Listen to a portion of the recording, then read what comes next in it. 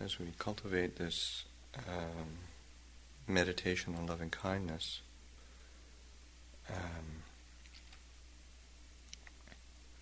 there's to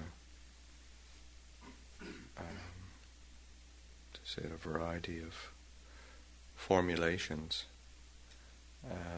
that can be used, and some of them can be complicated, some of them can be quite simple,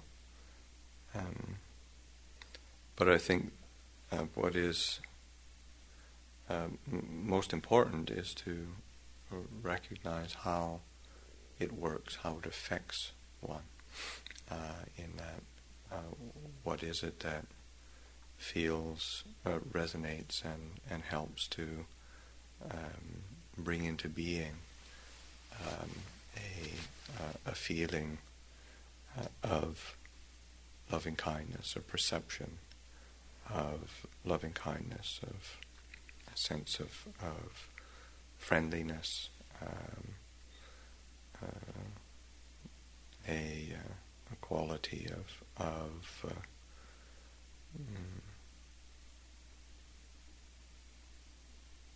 interest in the well-being or wish for well-being of oneself and others. And in using it as a meditation,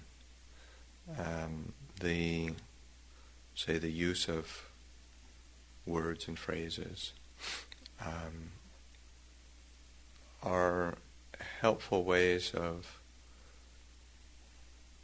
establishing a mindfulness or a recollection, just using a phrase and then planting that seed within the heart, within the mind, and then that, because the nature of the mind, of course, is to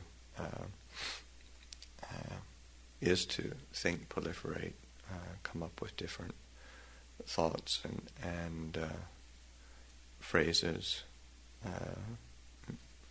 and or stories. So it's usually not just short little sentences here and there. It's just full-blown stories. So that helping to keep the mind on track is how one uses those phrases, and sort of, okay, right, I'm doing loving kindness meditation, and that so that using those phrases, whether from the Buddha's discourse on loving kindness, that sense, wishing and gladness and safety, may all beings be at ease, or may I be well, happy, peaceful. Those are ways to keep the mind on track and reminding it what it's actually intended to do. So that is a meditation. That is how we train the mind, and even if one just wants to use the word metta, it's like in Thailand, one of the most common meditation methods or techniques is to just using the word Buddho, the name of the Buddha. On the in-breath, Buddha, on the out-breath, To. That's just using that simple word. Well, you can use metta on the in-breath, metta, on the out-breath, metta, metta. Sort of just using that word to, keeping the mind on track, tuning into the feeling, connotations of metta that one has reflected on, and helping the mind to channel its attention and energy to that which is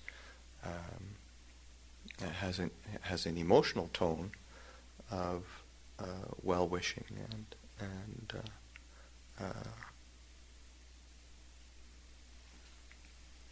has a has a pleasing tone to it.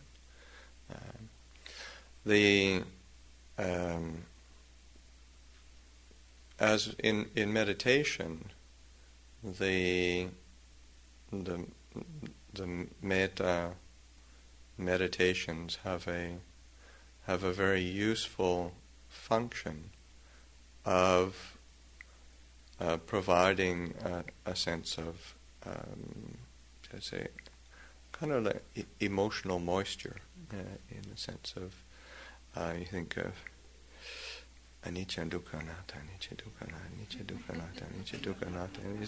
It gets pretty dry after a while. The impermanence, unsatisfactoriness, not self. Impermanence, unsatisfactory, not self. Anything, and it's true. But say the mind actually has to be prepared, balanced in ways so that the metta bhavana can be a very useful basis for providing a sense of kind of moisture, warmth, a sense of a brightness to the mind. I mean, the opposite is true as well, in the sense of if one really sees impermanence, unsatisfactoriness, and non-self, one of the kind of the sure indications that the insight is actually a true insight is this sense of universal kindness and well-wishing. It's sort of like, wow, just everything is in the same boat. Wow, and there's a sense of care. It's a natural, the heart's natural response to a deep insight. But usually we don't start with deep insights. It's going to sprinkle that a bit, and to lubricate the insights, and lubricate the heart, so that it's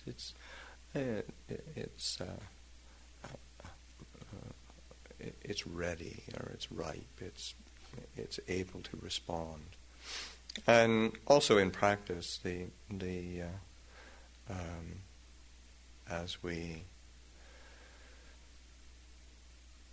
continue in a particular spiritual practice, then it is quite natural that one does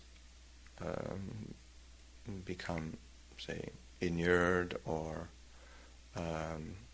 accustomed to the particular pattern of reflection, investigation, practice that one is doing, so that the having supportive practices that one is doing help one to have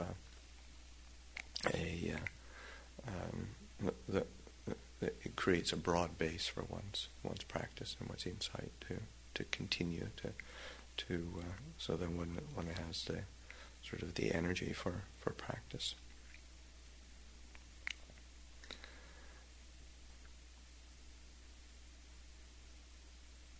Today I'd like to introduce the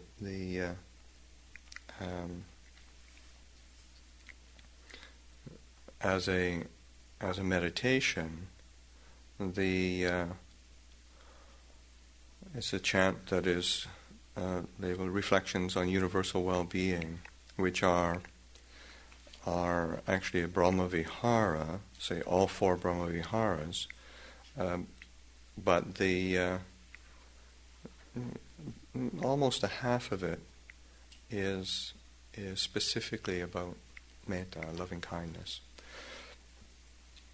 And I think that's quite rightly appropriate, in that it's really the doorway into the other Brahma Viharas. The loving kindness, the metta, as one is able to establish that wish for well-being, then it does lay the foundation, lay the base for the quality of compassion, sympathetic joy, equanimity, and I think just to try to establish equanimity or sympathetic joy on its own is not that easy, but the loving kindness is an appropriate doorway into those sublime abidings. And the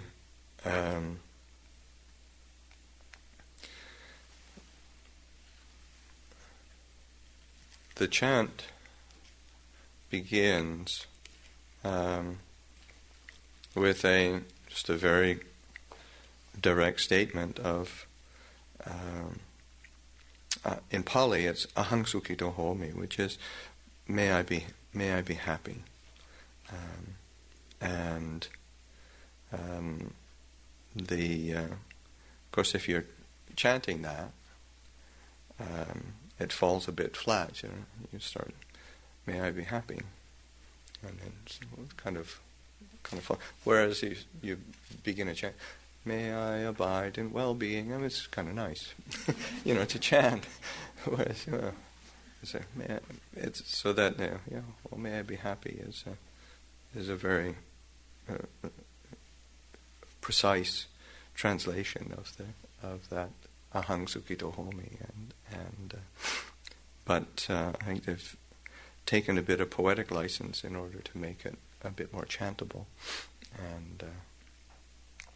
and for myself, having chanted this for decades now,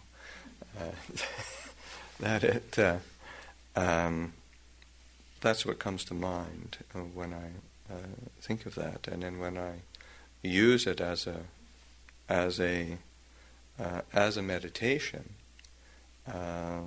then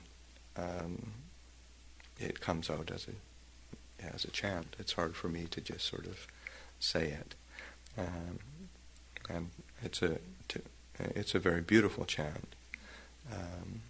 So that's and establishing that wish. May I abide in well-being. May I abide in happiness. May I abide in the basis of all that is pleasurable and delightful. That wish that one directs attention to oneself, and that is very much the classical mode of cultivation of loving kindness, is really to direct attention to oneself, and to establish that very strong feeling of well-wishing towards oneself.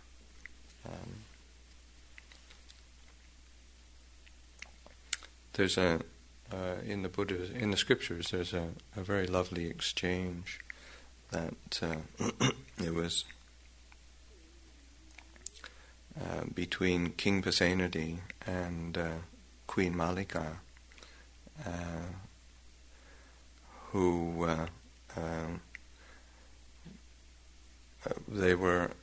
he was the king of Kosala, which is where Savatthi was, and that's where the Buddha spent in the Jetavana Grove and other places in the area of Savatthi.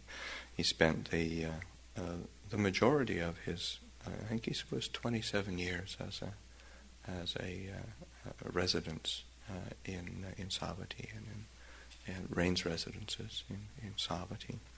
So he was very familiar with King Pasenadi, and Queen Malika is somebody who was a devout Buddhist, had a solid practice, I think she was a stream enterer. King Pasenadi, there is no mention of him having. He had tremendous faith in the Buddha, but there's never any mention of him having attained any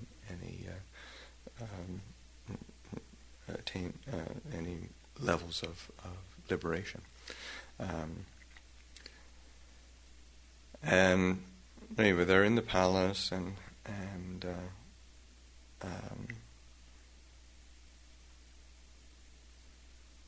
King Pasenadi, sort of husband and wife talk, you know, who is it that you cherish the most? Queen Malika says, well, I cherish myself the most. Yeah.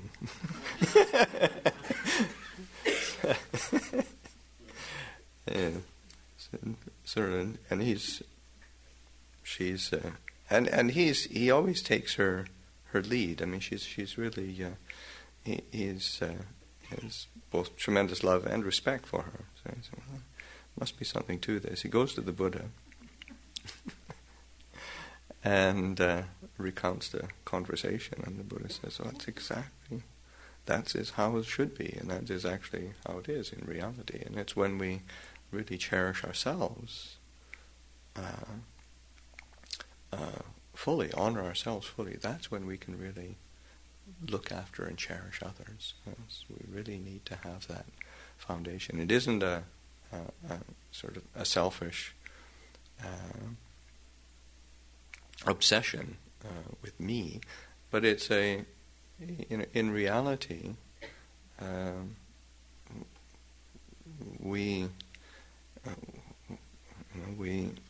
we do need to cherish ourselves, and we have to, if I eat something and nobody else gets full,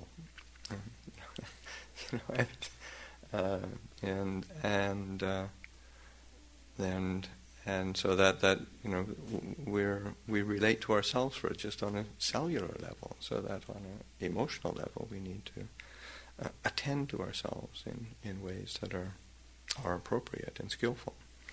And when we do that, when we look after ourselves and really attend to our well-being, that's when we can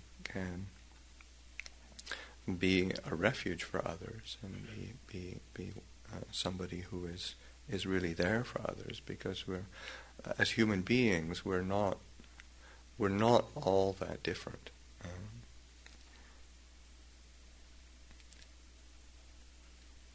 Despite all our fascinating uniquenesses.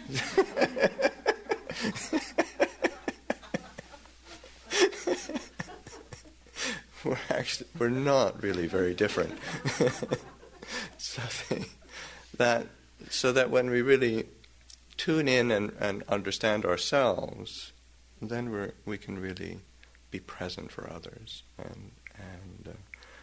and it's our unskillful obsession with ourselves that actually blocks us off from others. So that establishing that sense of may I abide in well-being, really taking that in and opening the heart to that wish, really sincere wish. May I abide in well-being, in freedom from affliction. It's in Pali, it's nidukho homi, so that without dukkha, without suffering, in freedom from hostility, aware or homi, which is aware when aware is like conflict. And also grudges, when we get caught in grudges or conflicts that sort of bind us together. In Thai, there's a word, and it's almost like like kind of like an idiom that you say when something goes wrong. It's sort of, in English, shoot. In Thai, you sort of say, Wayne gum. So it's like, this is this conflict in karma. And so that establishing that wish, may I abide in freedom from hostility, in freedom from any kind of conflict. Abhaya pachohomi, and freedom from ill will. Payabat is the ill will, anger, irritation, aversion. So that may I abide in freedom from ill will.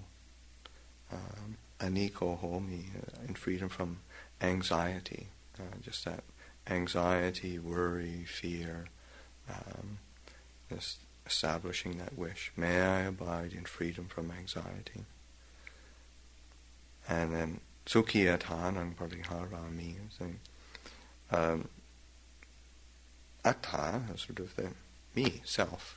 Atta, sukhi, athanang, may myself be happy, may it be established in happiness, and may I maintain well-being in myself. So that drawing attention into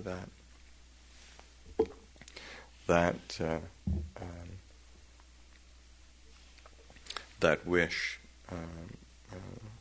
or well-being, freedom from affliction, freedom from hostility, freedom from ill will, freedom from anxiety, and that wish to maintain well-being, to establish oneself grounded in well-being.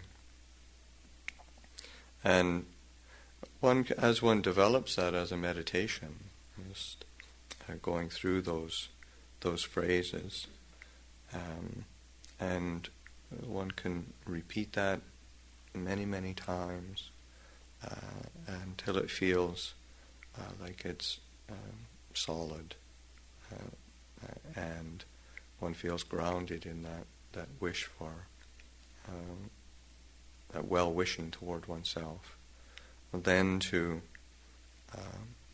allow it to be a bit more non-directional, not directed toward oneself, but a bit more pervasive. And may everyone abide in well-being. In the Pali, it's sambesata, may all beings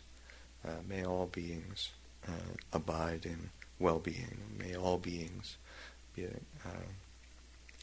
be happy.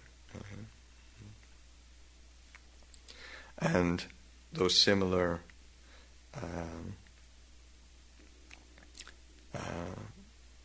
recollections or aspirations, may all beings, sambesata vela hontu, may all beings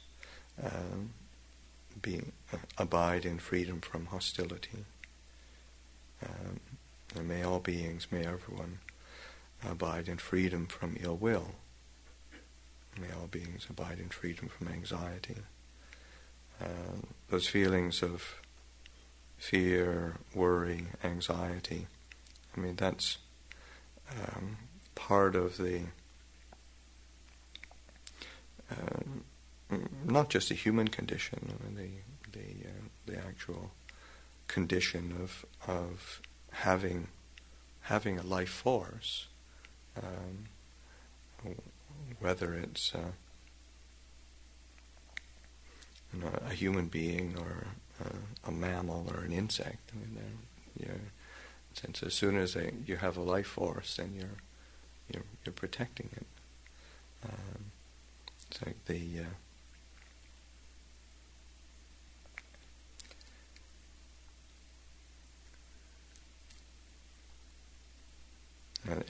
every being wants to get away from pain or any kind of threat to themselves. So then there's a fear that, of course, that there is going to be some threat.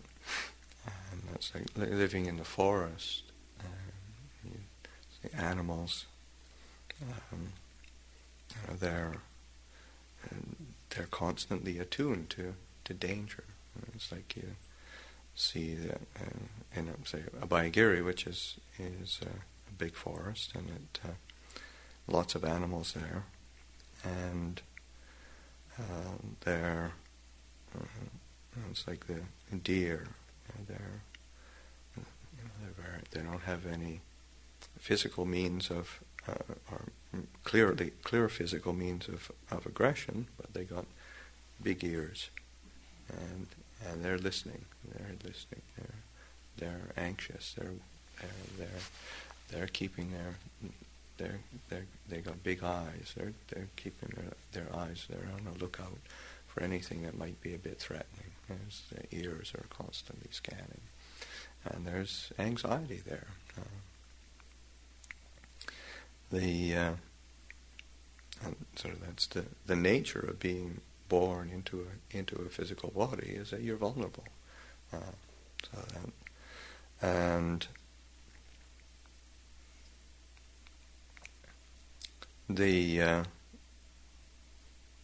we can obsess on things like that, but and then keep spinning ourselves out with anxiety. It's like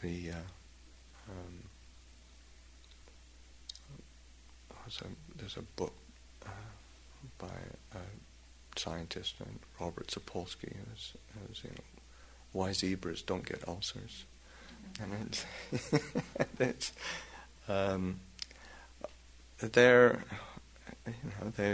they're geared to, if there's danger, a lion attacks, they're out of there as quick as they can. They might even be mauled or see a friend mauled, but as soon as that is over, they're out there grazing.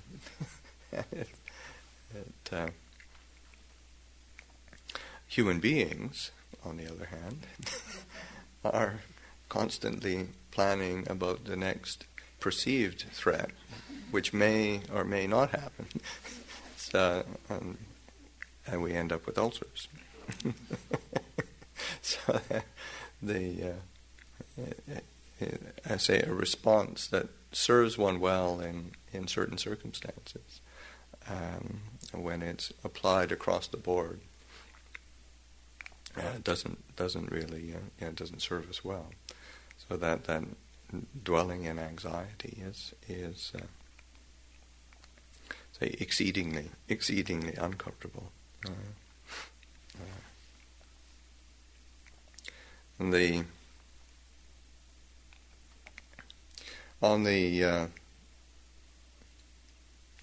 That sheet of paper that I passed out, sharing of loving kindness, and that has a very, very similar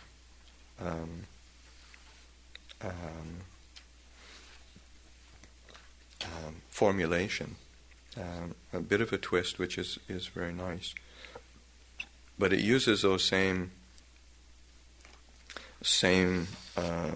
structures of, and this is actually the classical mode. This is out of a very early commentarial treatise called the Padmasambhava Magga. It's so old that it's in the Pali Canon,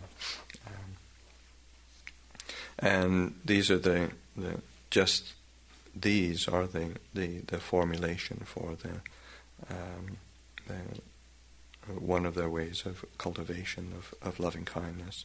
So that developing the avera, which is freedom from hostility, abhyapacha, freedom from ill will, freedom from anxiety, and then that wish for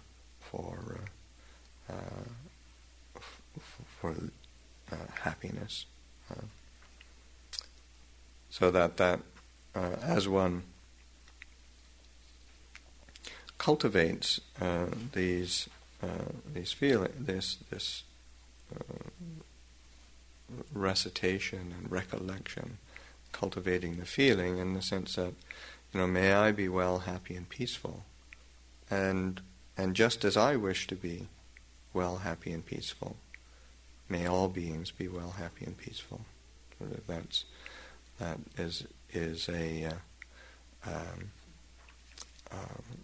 recognizing that wish is not just isolated or focused solely on oneself, but it's in the same way that I wish to be well, happy, and peaceful.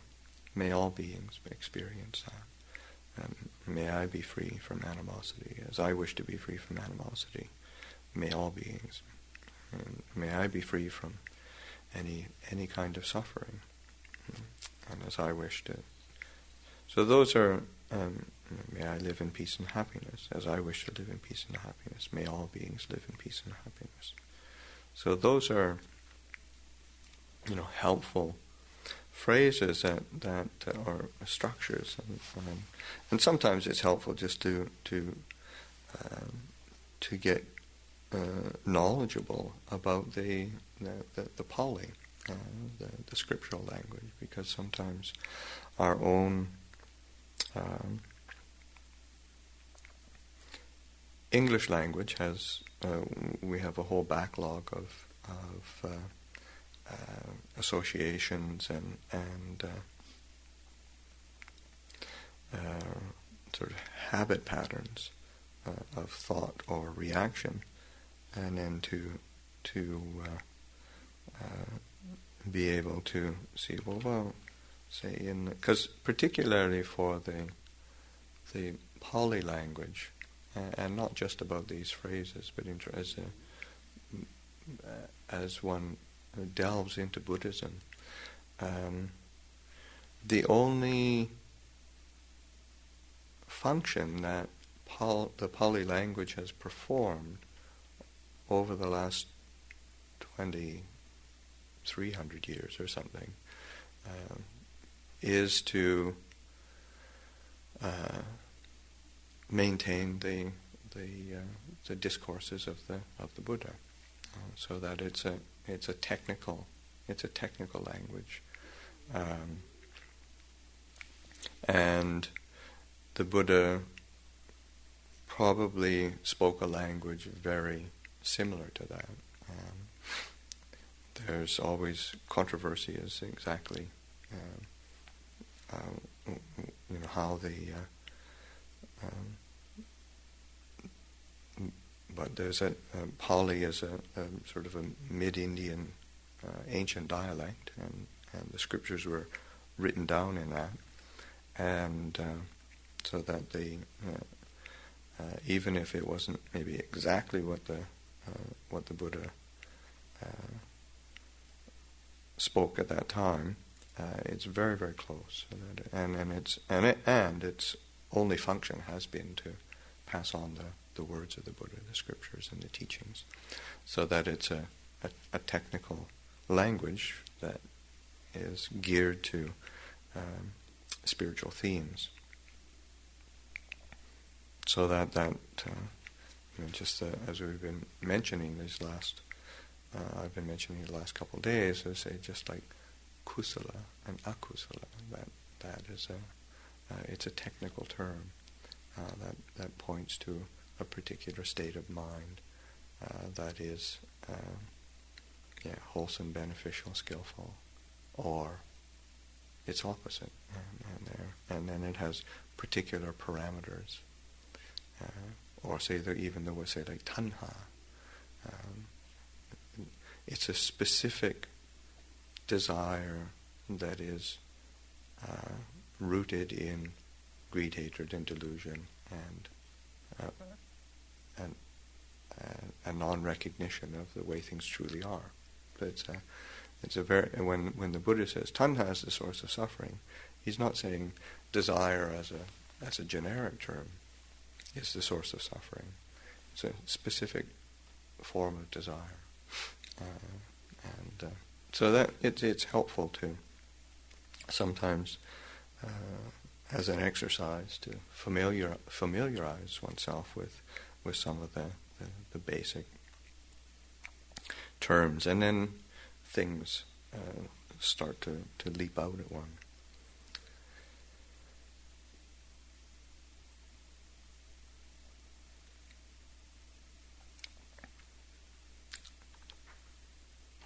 As we cultivate consciously the quality of loving kindness, again, this is something that doesn't, we bring attention to, may I abide in well-being, and really trying to establish that wish very firmly and very clearly towards oneself within the heart. But it doesn't affect oneself. It transforms oneself, and by transforming oneself, it has an effect on the world around one, the people.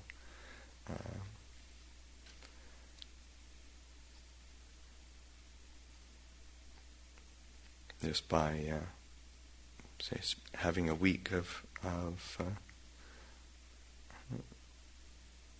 loving kindness practice and training, it's just going back home, going back to one's workplace. Take note of what is there any change, anything different.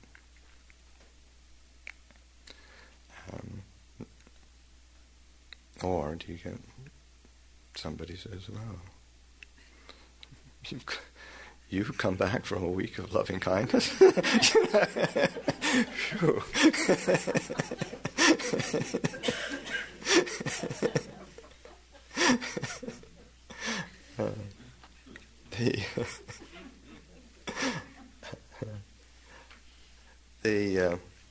There's a story in the I think it's in the Visuddhimagga. It's a commentarial treatise, and where the story is about a person from a man from India who hears about Sri Lanka, and there's lots of people who are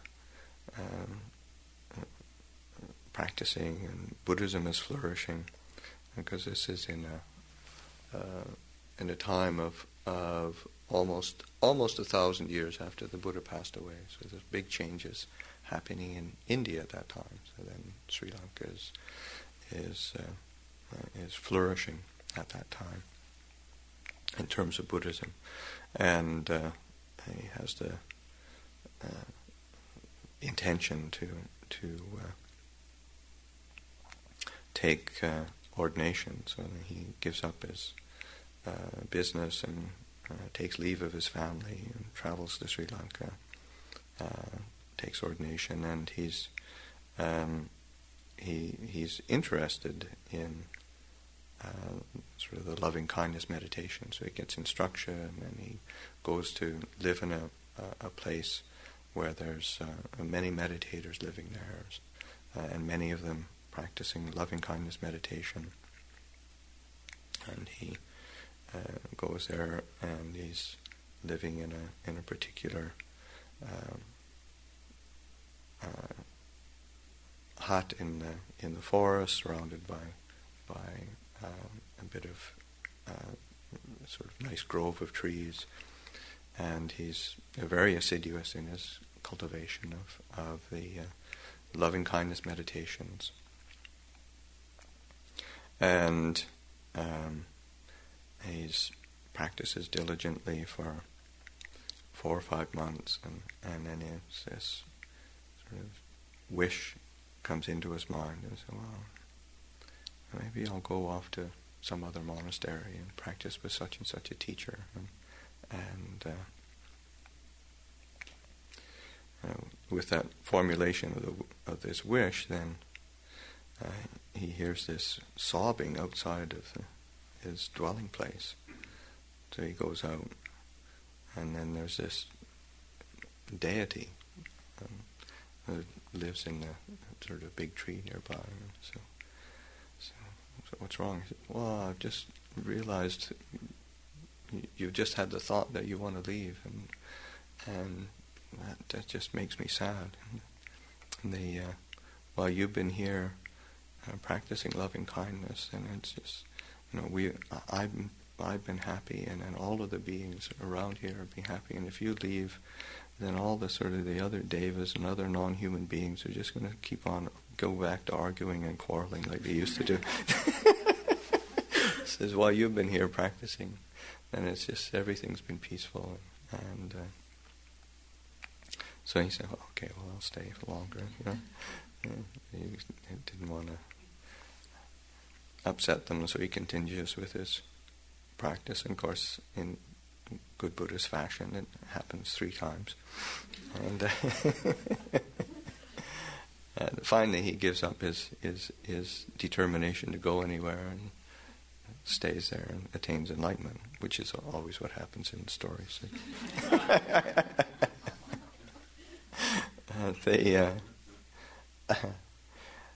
And one can think, well, there's these sort of shaggy dog stories from the scriptures and the commentaries, but I know of a monk who something very similar happened to him, where he went. He's a monk who really embodies loving kindness. His name, he's still living, Ajahn, and he's actually a nephew of Ajahn Chah, and now he's well into his 60s. But when he was a younger monk, he had some major realizations when he was a young monk. He practiced very diligently, and then that quality of loving kindness is a predominant feature of his being. And one time he was traveling by himself. This was before he even established a monastery or a regular monastery. And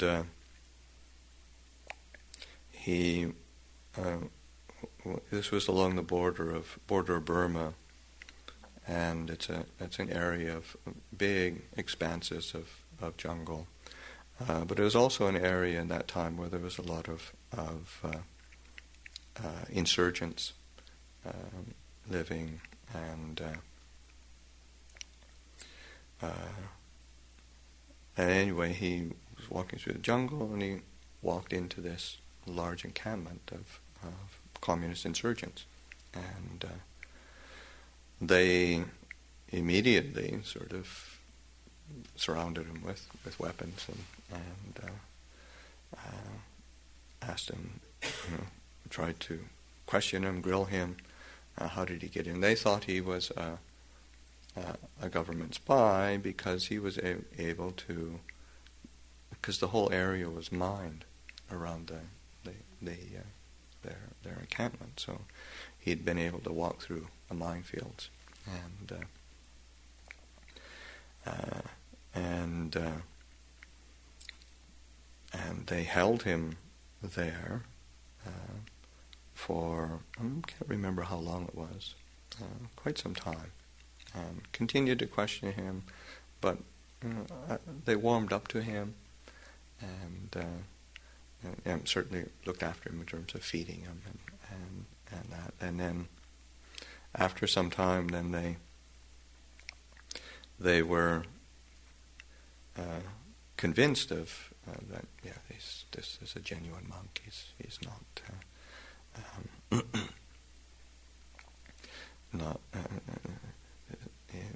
we should let him go. And so they accompanied him and took him out through the minefields and sent him on his way. And then they came back, and then that was that sort of realization. Why did we let him go. It was so nice having a monk here. It's like everybody was living harmoniously and happy. And it was such a wonderful presence for us. And so they tromped out after him. Invited him, please come back and stay with us, and we'll look after you for the rains retreat. And he said, "Oh, sorry, I've already made a commitment to spend the rains in such and such a place. So I really appreciate your offer." But that was that sort of feeling. Oh, wow, yeah. When he was here, everything was felt good. So that presence of loving kindness.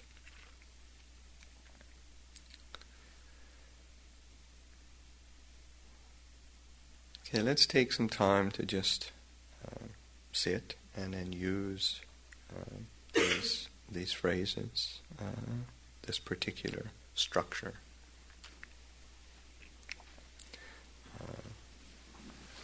Establishing a ease in the posture, an alertness, comfort, allowing the breathing to be very natural, easeful,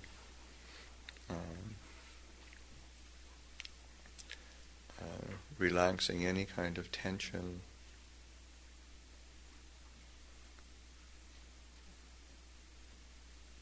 Allowing the breath to come in very, very clearly, without any obstruction. Allowing the breath to go out without any obstruction, not controlling, just feeling very comfortable and at ease. And then as one physically feels at ease, attention and mindfulness are present, then to formulate that wish, may I abide in well-being.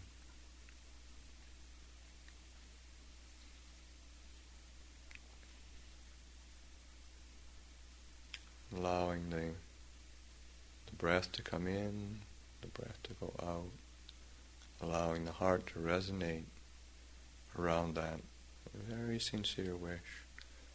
May I abide in well-being. May I abide in happiness.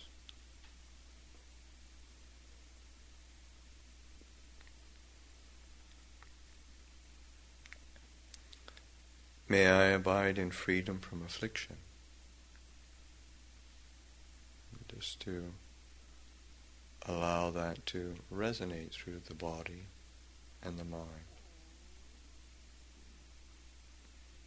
May I abide in freedom from suffering, discomfort, mental, physical, any kind of dukkha.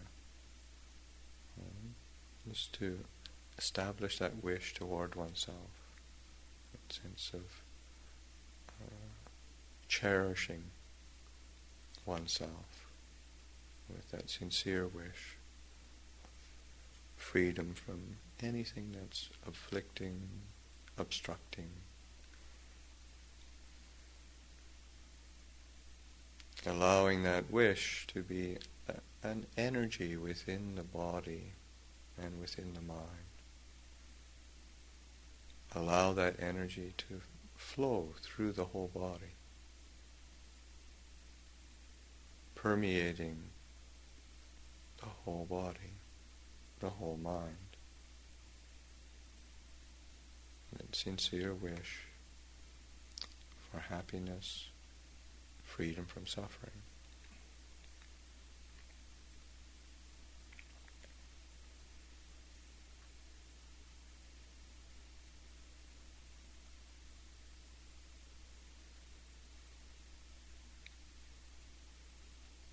May I abide in freedom from hostility.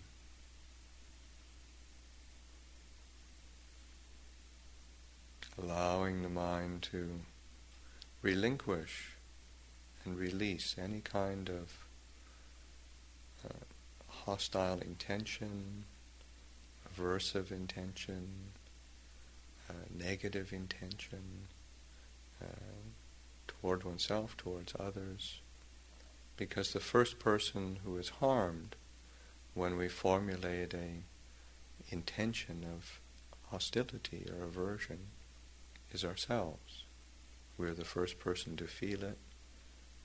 We're the first person to experience that.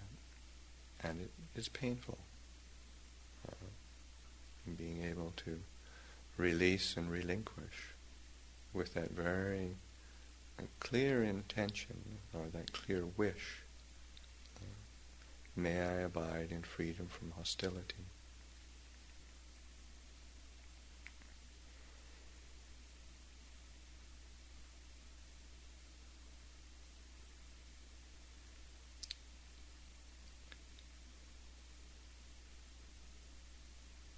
May I abide in freedom from ill will.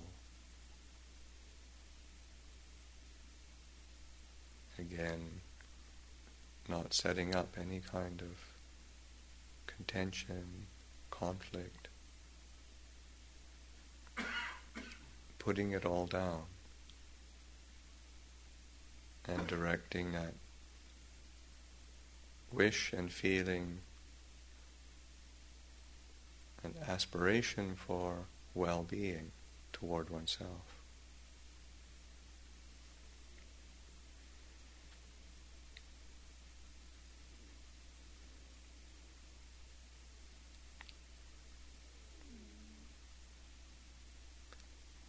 May I abide in freedom from anxiety.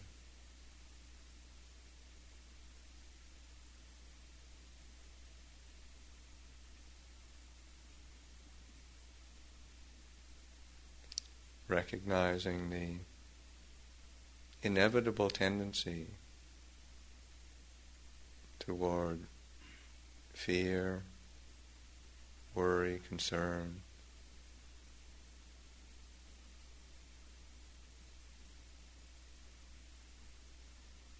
anxious wondering,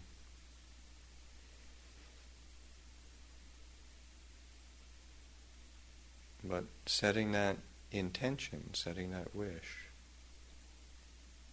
may I abide in freedom from any kind of anxiety.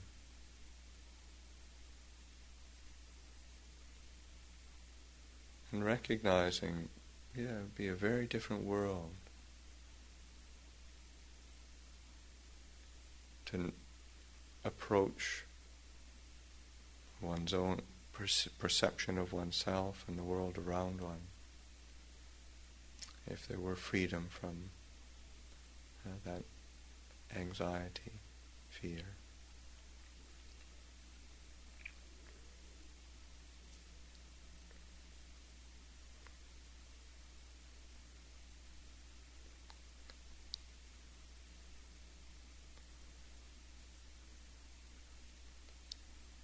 And may I maintain well-being in myself.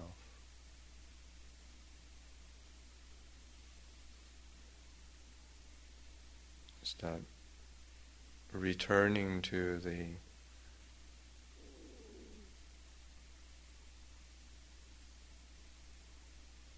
wish, aspiration for a stability of well-being, a steadiness of that sense of happiness that comes when the mind is not overwhelmed by negative habits of mind. And recognizing that it's actually possible. It's a very noble aspiration to set for oneself. It's the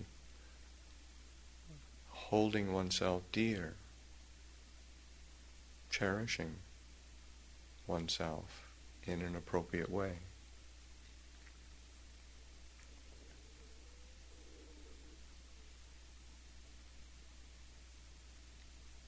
So allowing these aspirations, recollections, to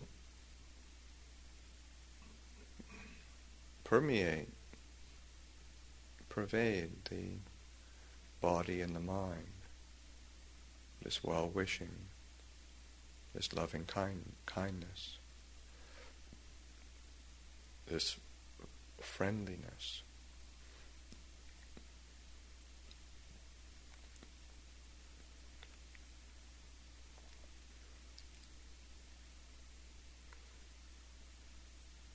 As that is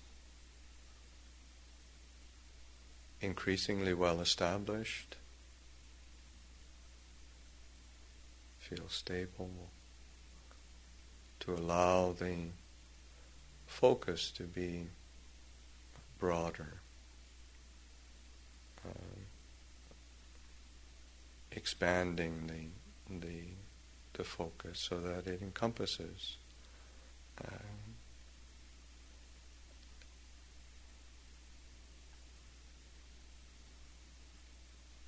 all around, inclusive of others. And may all beings abide in well-being. May everyone abide in well-being.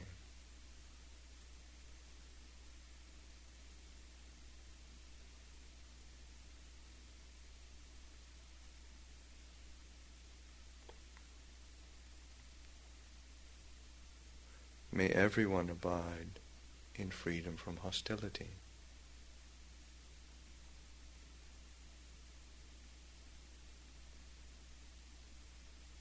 Yeah, we can't force the world and all beings to live that way,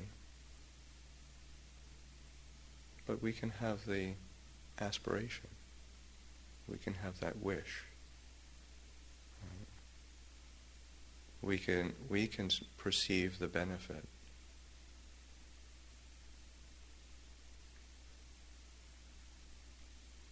And to hold that within the heart.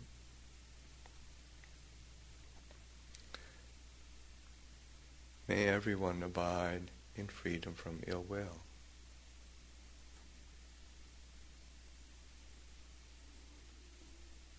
We see the suffering and pain that arises from that. And to have that very sincere wish of concern,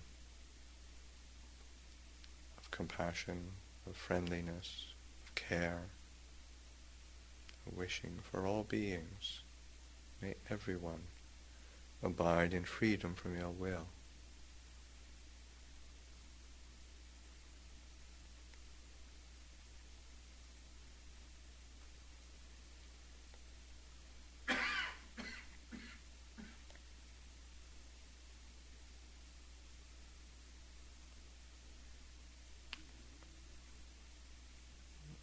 Allowing the heart to be open and expansive.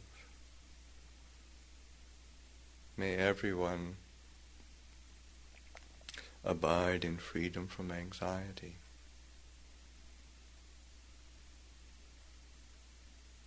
That wishing of safety and security.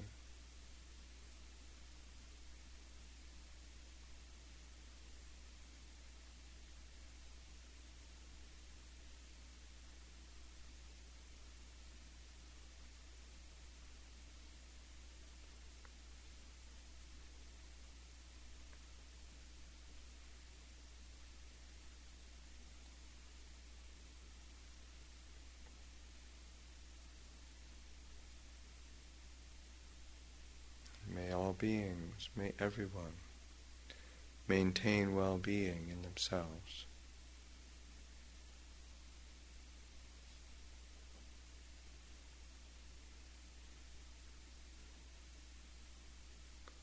As we're able to establish that intention without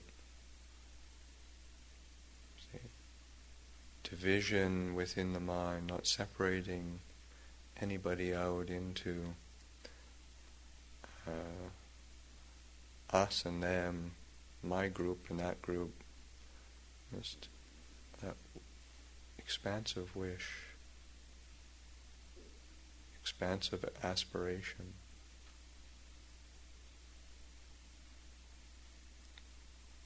That everyone is able to maintain well-being in themselves. Allows the mind to break down the barriers of how we habitually compare, divide, and suffer because of it. These cultivations of these phrases and tuning into the feelings that they generate are both helpful for that cultivation of a feeling, a mood of loving kindness, but it also gives us an insight into the way the mind works, how we cherish ourselves or overlook ourselves, how we look to others, how we compare, how we judge. And in the loving kindness meditations, there's no judging, there's no comparing. Just allowing the heart to abide in kindness, in well-being.